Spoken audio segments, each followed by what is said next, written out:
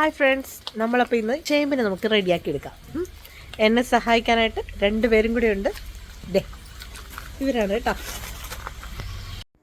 നിങ്ങൾ ആദ്യമായിട്ടാണ് ഈ ചാനൽ കാണണമെങ്കിൽ സബ്സ്ക്രൈബ് ചെയ്യാൻ മറക്കരുത്. ഇന്ന് ചേമ്പൂത്ത് വരച്ചിട്ട് ഒരു പുഴുക്കുണ്ടാക്കാമെന്നാട്ടോ പ്രതീക്ഷിച്ച് പോയത്. പക്ഷെ ചേമ്പ് ചതിച്ചു, ഒന്നും ഉണ്ടായില്ല. കുറേ നാളായിട്ട് വെറുതെ നിൽക്കുമായിരുന്നു, പക്ഷെ പ്രതീക്ഷിച്ചൊന്നും കിട്ടിയില്ല. എന്നാലും വെറുതെ വിടാൻ പാടില്ലല്ലോ. താള് പറിച്ച് ഞങ്ങളിങ്ങനെ പോന്നു.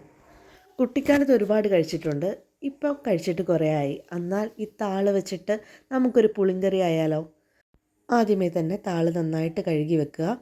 ഇത് കട്ട് ചെയ്ത് കഴിഞ്ഞിട്ട് കഴുകാറില്ല, അതുകൊണ്ട് ആദ്യം തന്നെ കഴുകുക. താള് ചൊറിയോ എന്ന് സംശയിക്കുന്ന ചിലവരുണ്ടാവും. അങ്ങനെ ഒരു ചൊറിച്ചിലുണ്ടാവാതിരിക്കാനായിട്ട് ആദ്യം തന്നെ നമ്മൾ അതിൻ്റെ തൊലി നന്നായി ചീവിക്കളയണം. പിന്നെ കറിയിൽ പുളി ചേർക്കണം. വാളംപുളിയോ കുടംപുളിയോ ഒക്കെ ചേർക്കാം കേട്ടോ. നമ്മൾ ഇന്ന് ഉപയോഗിക്കുന്നത് വാളംപുളിയാണ്. അപ്പോൾ ഇത് നന്നായിട്ട് കട്ട് ചെയ്തെടുത്തിട്ടുണ്ട് ഈ പാകത്തിൽ. ഇനി വേണ്ട ഐറ്റംസ്: തേങ്ങ, അരമുറിയോളം തേങ്ങ എടുത്തിട്ടുണ്ട്, ചുവന്നുള്ളി, വാളംപുളി, ഒരു ചെറിയ നെല്ലിക്കയുടെ അത്ര ഉള്ളൂ കേട്ടോ, പിന്നെ കറിവേപ്പില. ഇനി നമുക്ക് തേങ്ങ, കറിവേപ്പില, ചുവന്നുള്ളി കുറച്ച് വെള്ളം ചേർത്ത് നന്നായിട്ട് അരച്ചെടുക്കാം. പുളി വെള്ളത്തിലിട്ട് വെച്ചിട്ടുണ്ട് കേട്ടോ. ഈ 2 ഐറ്റംസ് ഇവിടെ മാറിയിരിക്കട്ടെ. നമുക്ക് വേറെ കുറച്ച് പരിപാടിയിലേക്ക് പോകാം. ഒരു പാത്രത്തിൽ വെള്ളം വെക്കുക. വെള്ളം ചൂടായി വരുമ്പോൾ നമുക്കതിലേക്ക് കുറച്ച് മഞ്ഞൾപ്പൊടി ഇട്ട് കൊടുക്കാം.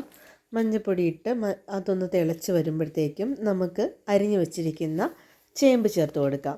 ഇത് കാണുമ്പോൾ ഇത്ര ഉണ്ടെന്ന് ഇപ്പോൾ തോന്നിയാലും അതൊന്ന് വെന്ത് കഴിയുമ്പോൾ അങ്ങ് ഉടഞ്ഞു പോകും കേട്ടോ. അതൊരുന്നൊന്ന് വേകട്ടെ.